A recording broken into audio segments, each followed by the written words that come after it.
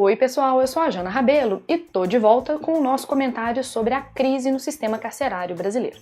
Se você ainda não assistiu ao primeiro vídeo, professora de gramática, se você ainda não assistiu ao primeiro vídeo, vai lá para você entender como isso se dá. Vê a introdução, que a gente tem até aqui a carinha dela, para agora eu começar a falar sobre o nosso desenvolvimento 1, também conhecido como segundo parágrafo. Nesse nosso segundo parágrafo, a gente vai explorar algumas causas da crise no sistema carcerário brasileiro.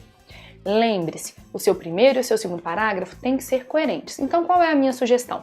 Você vai colocar aqui no seu segundo parágrafo causas que combinem com a sua introdução.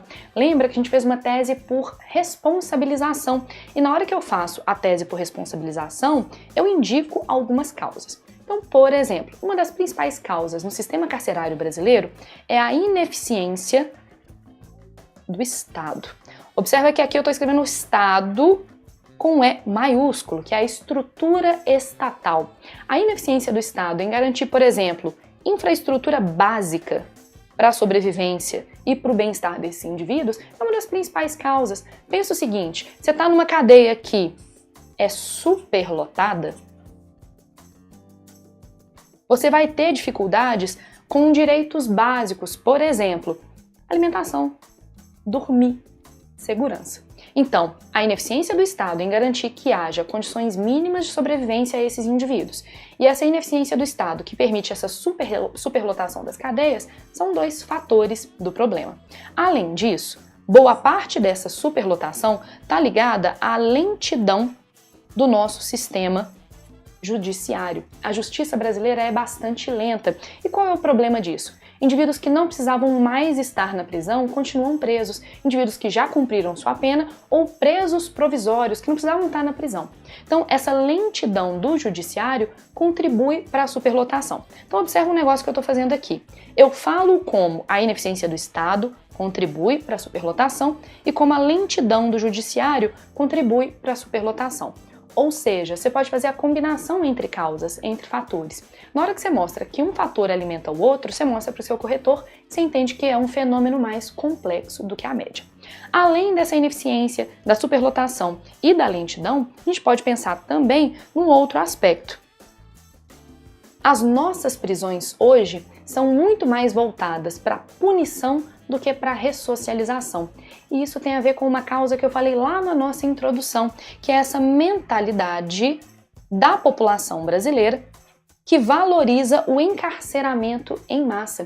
E aí, nesse aspecto, a gente pode lembrar de uma referência que eu sugeri lá na introdução.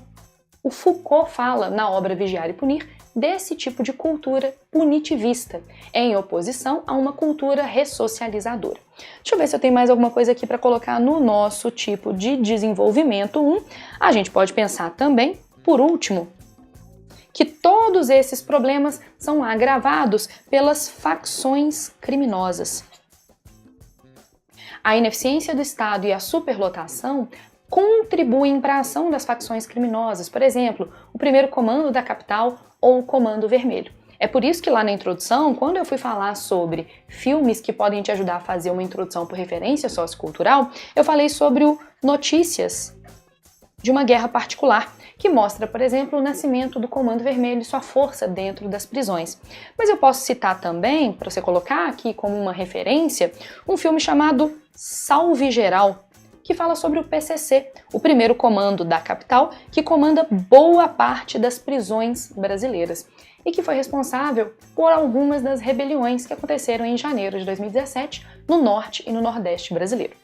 Considerando as causas do problema, eu acho que a gente tem muito mais coisa para colocar do que cabe. Lembre-se, só vai colocar causas que você consegue resolver lá no finalzinho do texto. Então prepara, daqui a pouco a gente vai ver a proposta de intervenção. Só que antes, vamos passar lá para o terceiro parágrafo. Beijo!